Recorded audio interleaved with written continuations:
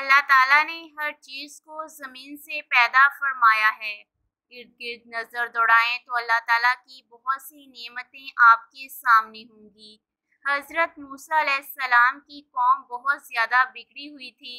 انہوں نے حضرت موسیٰ علیہ السلام سے کہا کہ یا نبی اللہ، ہمیں محنت نہ کرنی پڑے، ہمارے لیے آسمان سے رزق اتار دیجیے۔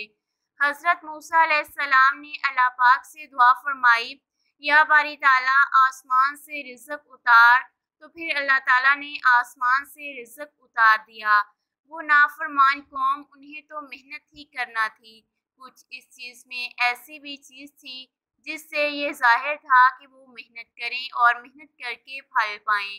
اللہ تعالیٰ نے ہر چیز کو زمین میں اگایا ہے۔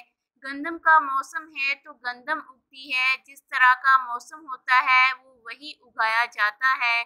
موسم کے الٹ اگایا جائے تو زمین اس کا دانہ اٹھا کر باہر پھینک دیتی ہے۔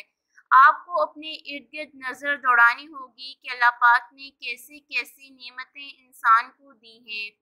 آج ہم آپ کو ایسا عمل بتائیں گے کہ اس عمل کی مدد سے اللہ آپ کو بہت عطا کرے گا۔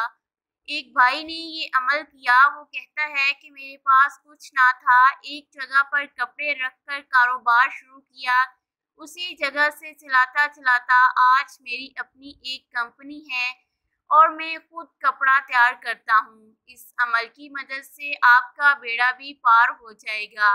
آپ نے باوضو ہو جانے کے بعد یا رزاقو کو 80 بار پڑھ کر صرف اور صرف 33 بار لا الہ الا اللہ المالک الحق المبین پڑھ لینا ہے۔ پھر دعا مانگنی ہے کہ یا اللہ میرے رزق میں برکت عطا فرما۔ یہ عمل کریں، وقت کوئی بھی ہو، 2 دن لگاتار کرنے کے بعد چھوڑ دیں، آپ دیکھیں گے کہ رزق کے خزانے آپ کے لیے کھل جائیں گے۔